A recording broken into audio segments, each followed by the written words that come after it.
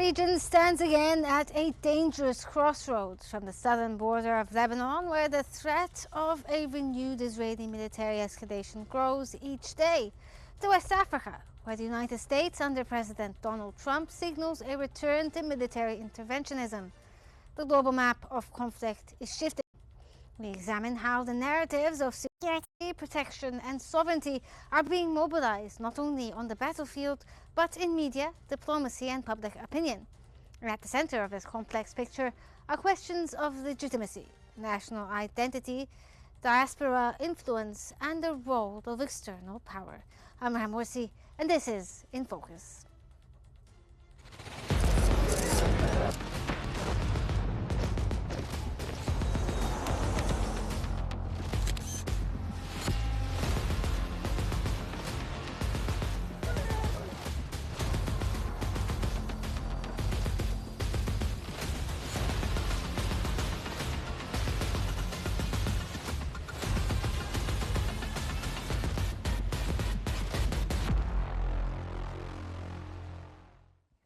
Ahram Online reports that Hezbollah reaffirmed what it calls its legitimate right to resist Israeli occupation, warning Lebanese leaders against negotiations framed by Israeli pressure.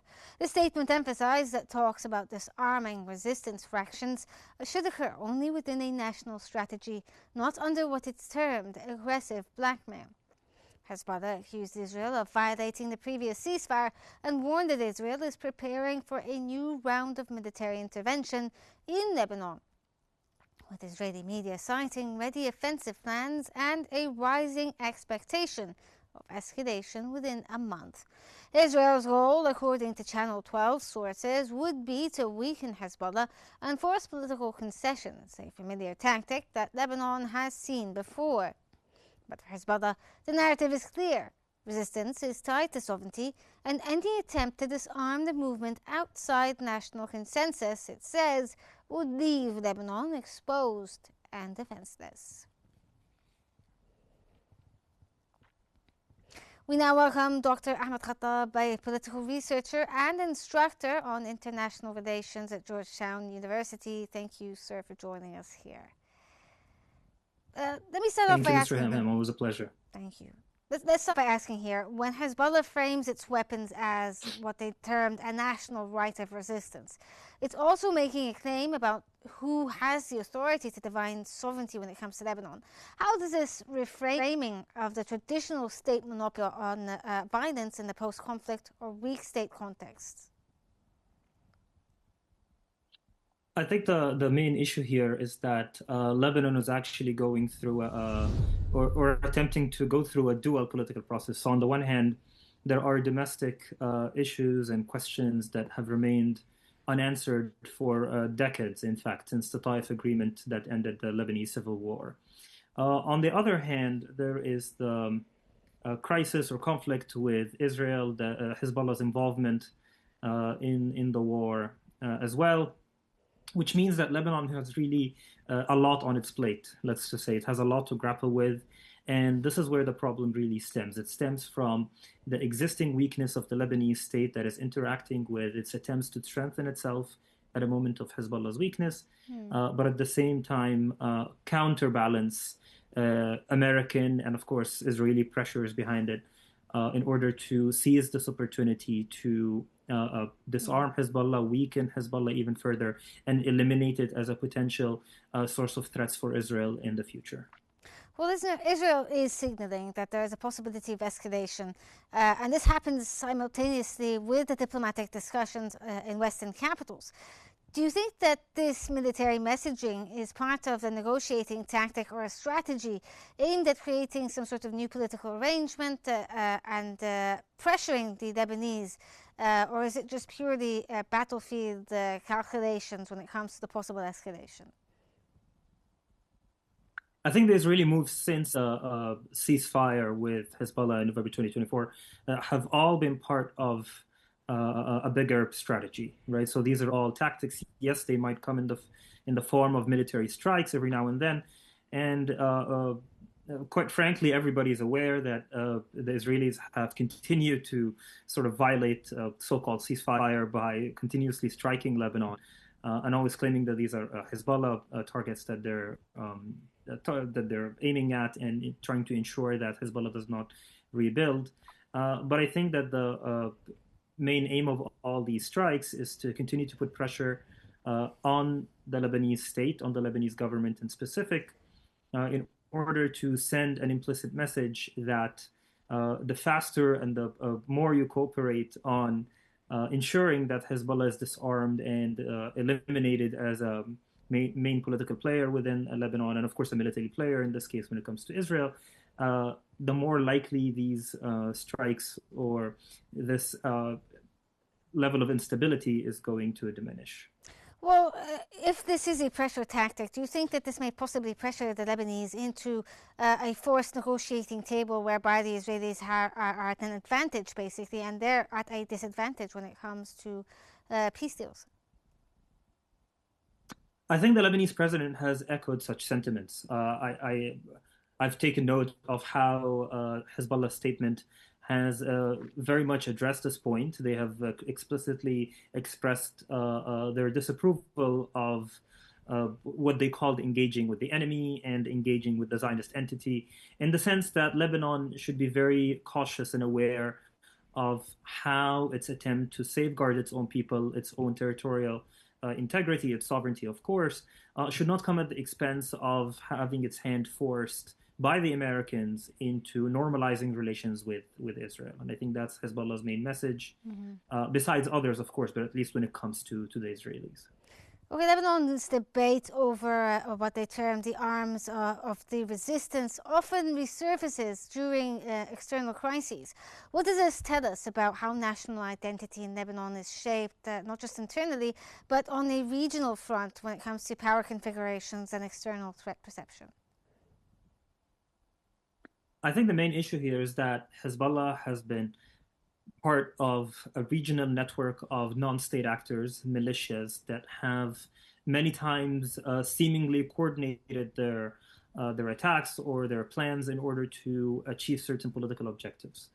And I think the main issue here is that Hezbollah continues to see itself, despite the major setbacks that it has confronted or met in the past 2 years, continues to see itself as a major player, not only within Lebanese politics, but also within the region when it comes to confronting Israel. Now, what we used to know as the axis of resistance has very quickly unraveled. It has unraveled, of course, with the fall of the Assad regime in Syria. It has unraveled with the major hits that Hezbollah has taken. The Iranians have also sort of been pushed out of this conflict. And so did the Houthis, of course, in Yemen received multiple major attacks in the past year. And so the problem here is where exactly does Hezbollah see itself going forward? I think this is a question that Hezbollah itself is grappling with and trying to answer. And I think those tensions within Hezbollah about this question are also surfacing when it comes to how it sees its future with the Lebanese state. But how can, I mean, as you said, it's a debate that's ongoing probably inside Hezbollah. They also are obviously attempting to save face when it comes to their followers. How can they somehow save face, I suppose, if they give in to Israeli demands of disarming while the Israelis are still continuing to violate the ceasefire? Is there any way to reconcile this issue? I think okay. Let's divide those. So I think when it comes to the Israelis, they're continually trying to send multiple messages at once, right? So we also see violations of the ceasefire in Gaza, right? So we see attempts to continue to reaffirm assertion and to reaffirm dominance and control, and I think these are pressure tactics, intimidation tactics against all their adversaries, against all the parties that have engaged in conflict with them, including Hezbollah. Now, when it comes to the Lebanese state and Hezbollah itself, I think Hezbollah's statement sort of laid the seeds for its own vision of how this should go forward. And Hezbollah was very clear in expressing that its wishes is to see this disarmament or any talks of Hezbollah becoming part of the political process be something that is not stemming from external demands or external control, but rather a national reconciliation process or a Basically, yes, national they political need a process. win. Is this not correct? Yeah. I mean, they need to get some sort of win in order to say that we've compromised rather than have had ourselves, had the Israelis stepped all over us. Yes, and I think that the implicit message here is our disarmament is not going to come at no expense, right? Yes. So in other words, if we are going to disarm, what is the Lebanese presidency, the Lebanese state writ large, really willing to offer us in the political scene in exchange for that sort of disarmament or integration into the Lebanese political scene?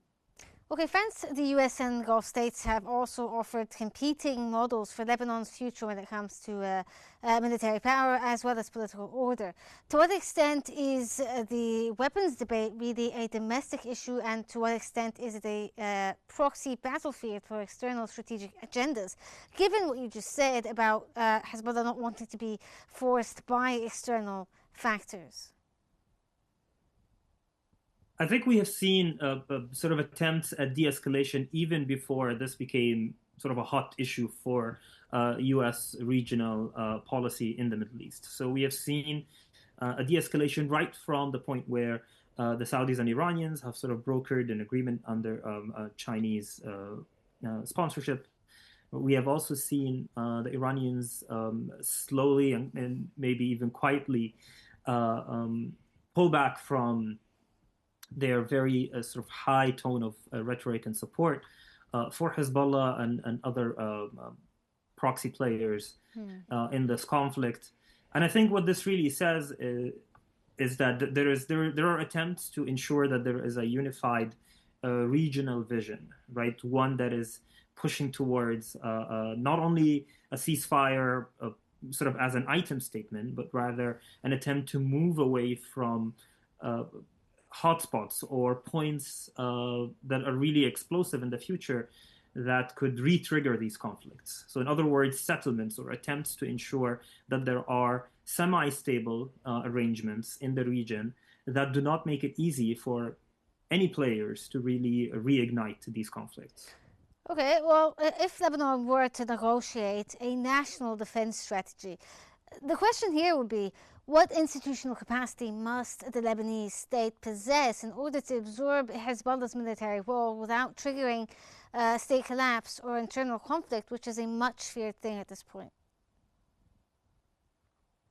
I think there are many things that could be done, mainly state capacity building, right? So the problem with a weakened or a weak Lebanese state is that it lacks the capacity to ensure some of the basic facets of a stable and a successful state. And we go back to some of the classics in the political science literature, namely the Weberian, Max Weber here referring to the Weberian definition of a state, right? And at central in this is what we call a monopoly on the legitimate use of violence.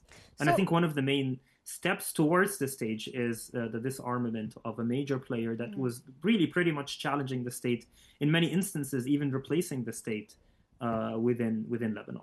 But there's obviously a lot of pressures there to basically force some sort of deal and disarmament as well, and within a very short time frame. Do you think that this push or momentum within Lebanon could bring it closer to some sort of political pact like we've seen in the past, like Ta'if or Doha, or is this going to lead to more fragmentation and possible internal strife within Lebanon?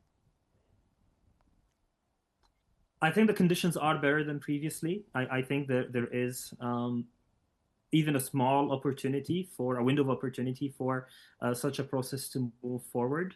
I do not think it will be easy, but I think it is perhaps doable, right? So in many ways, there are multiple players that are willing to endorse, support, push for such a political process to happen. And I think it's necessary, not only in the interest of the Lebanese or the regional major Arab players in the Middle East, but in many ways to prevent further conflict.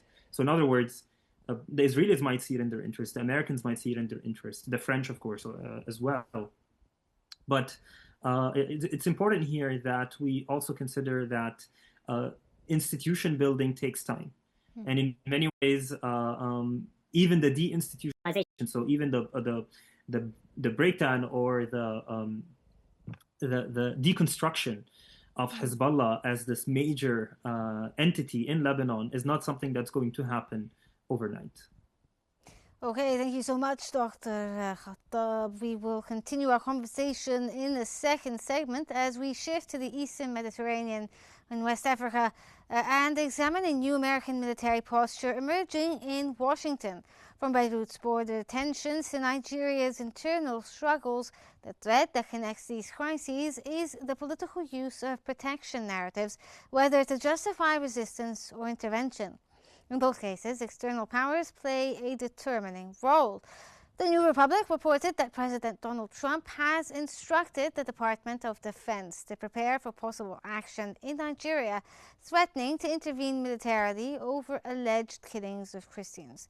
The Guardian added that Trump's intervention appears tied to pressure from his conservative and evangelical base, where Christian persecution narratives carry strong electoral resonance. However, analysts note that Nigeria's violence is multi-layered, rooted in land competition, local governance failures, jihadist insurgencies, and criminal banditry, not simply religious targeting. Nigeria responded cautiously but firmly, emphasizing its sovereignty and warning against any unilateral intervention. Yet the rhetoric alone risks shifting regional alliances, deepening insecurity, and reviving older patterns of U.S. militarized foreign policy in Africa.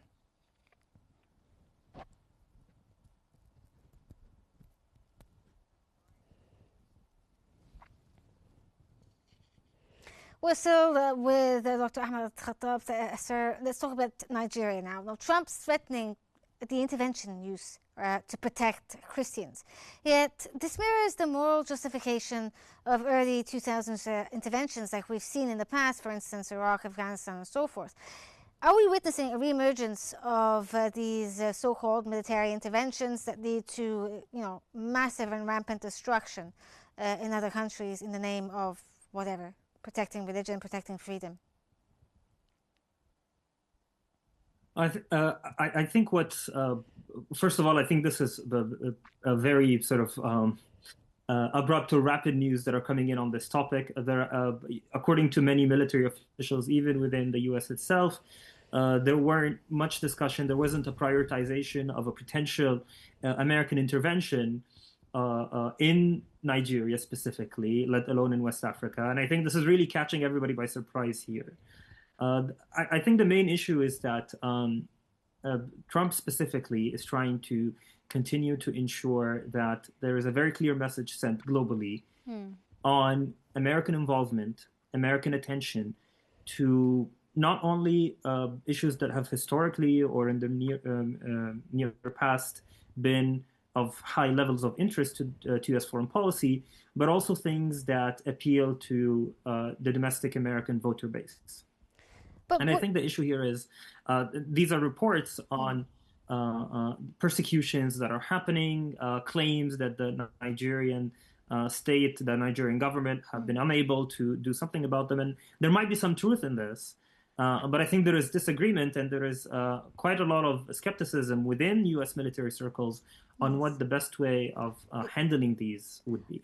We'll get to the idea of it being more multi-layered and there's more to it than just the news about persecution of Christians there. But let's talk about the idea of intervention itself. Is this something that would possibly be the solution for something like this? If the Christians there are being persecuted, wouldn't this just cause more complexities and more problems for the Christian Nigerians there?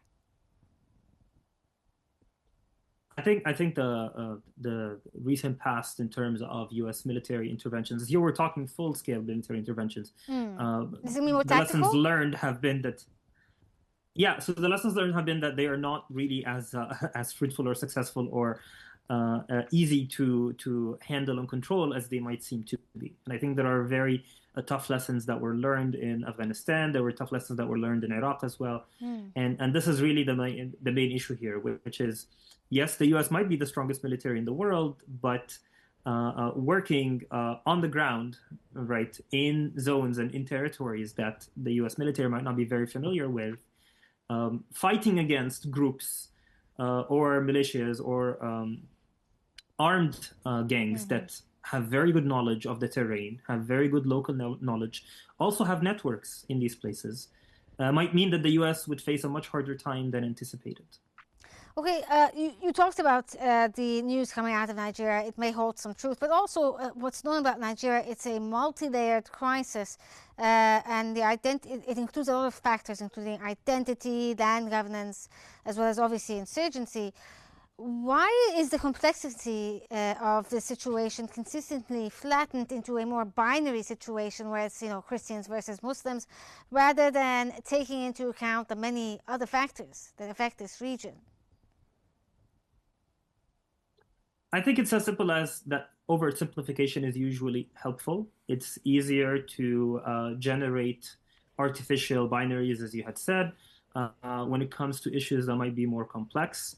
Many times in the Nigerian issue here or in other places around the world, there are real material incentives. And when it comes to the case of Nigeria, we do know that a lot of these conflicts, yes, play on and activate sectarian lines, religious and ethnic lines, but have a lot of material motivations behind them. There's competition for land, there's competition for resources, etc. And of course, poverty exaggerates all of this, right? It amplifies it in many ways. And this makes it difficult to sell it to the domestic voter in the US, and makes it even difficult to build policy on when it comes to policy circles in the US. So Trump is signaling to reach out not only to Abuja, but also the diaspora communities as well as advocacy networks.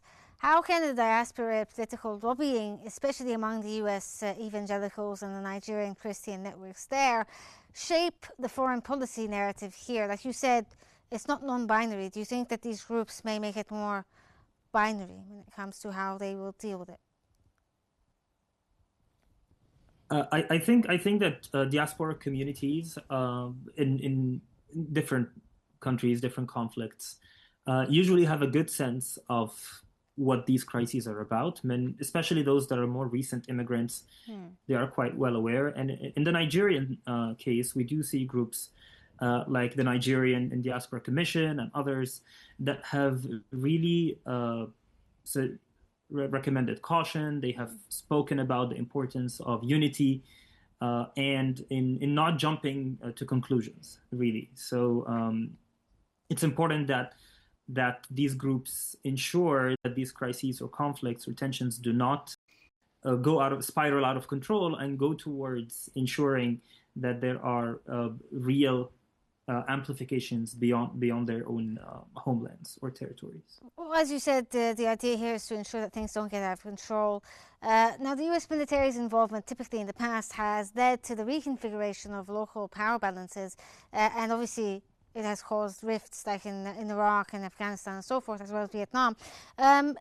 If the US intervenes, which Nigerian actors may not be happy about, what could they stand to gain when it comes to influence in the act itself in West Africa?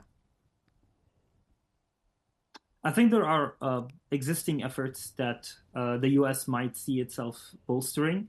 So there has been already cooperation in combats against Boko Haram in northern Nigeria. There has already been coordinated efforts, regional and global, to fight off the Islamic State in West Africa.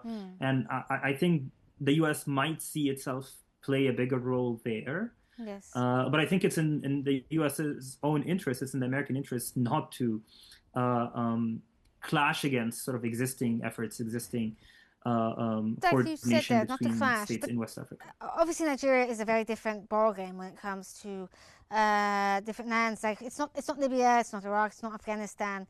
Its demographic as well as economic and cultural anchors in Africa are a very different game when it comes to U.S. interventionism. How could a U.S. intervention reshape continental power structures, especially within the ECOWAS and the African Union security frameworks, not just in Nigeria?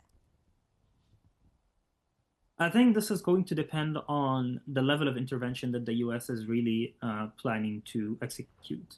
So in many ways, there are different levels of intervention that we can look at, military officials in the U.S. have spoken of sort of very light levels of intervention, whereby the U.S. just supports the Nigerian military, provides maybe training, provides perhaps intelligence as well. There's a bit higher levels where maybe drone strikes might be involved. And then there's the highest level where the US might move around aircraft carriers, use fighter jets, etc.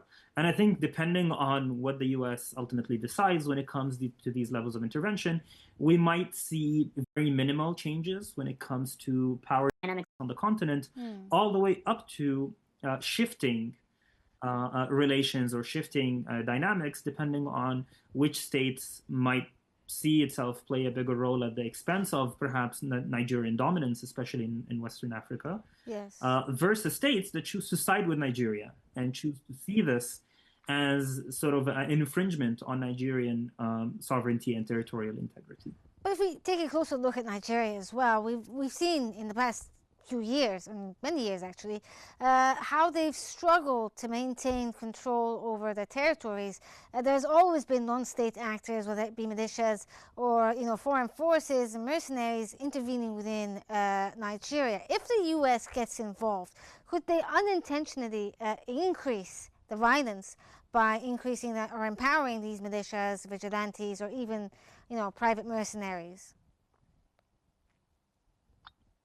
Yes, so I think that's the short answer. But I think there are, again, lessons here that we can get from Iraq, from Afghanistan, etc., on how uncalculated interventions, right, or interventions or presence of foreign military groups within territories could in itself be a reason for a resurgence of militia groups or rebel groups, right? So in many ways, that presence in itself might be a founding factor, might be a catalyst for seeing groups rise up against what they deem to be sort of an invasion, right? An attack on their homelands and territories.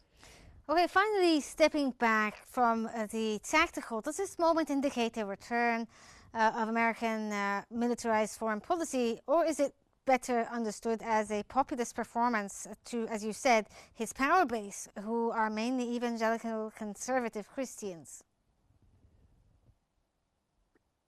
I think it's really a bit of both. I lean more towards the first explanation, but I cannot really completely rule out the second one. So in many ways, yes, definitely this has value when it comes to appeal to the domestic voter base, especially the more conservative base, evangelical Christians, etc.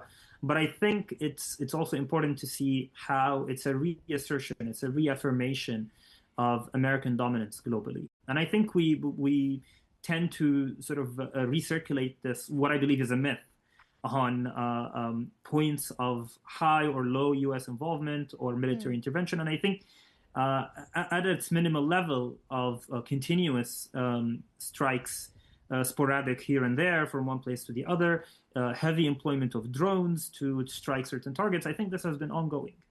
And I think across U.S. administrations, across eras, ones that may have posed as being more peaceful or liberal, others more hawkish, I think throughout, across the board, There's have seen U.S. involvement globally. That's true, right. but Trump has, pushed his agenda when he was up for elections, that he's basically going to end wars. And it is the line that he keeps on saying, that he's ending wars. Wouldn't this go against his agenda of, ending wars? And this is not only true for Nigeria, it's true for a lot of other places as well. He's flamed the fans of war. Ostensibly, it may appear as... Yes. So at the outset, it might appear that there are many conflicting messages within Trump's own rhetoric. But I think his main aim here is for the U.S.'s political and military presence to be felt, to be heard, and to ensure that any issue ongoing around the world can expect some level of American involvement. And I think in many ways, we have already seen this demonstrated in strikes against drug cartels. We have seen this in the Pacific. We have seen this on the shores or coasts of Colombia, Venezuela, He is etc. So it's really global. showing, yes, the force of America. And America is always there. Dr. Ahmed Khattab, thank you so much for your insights and thank you for joining us here on In Focus. From Lebanon to Nigeria, the question remains, who defines security and who pays the price for it? We'll continue to follow these shifts closely. Have a good evening.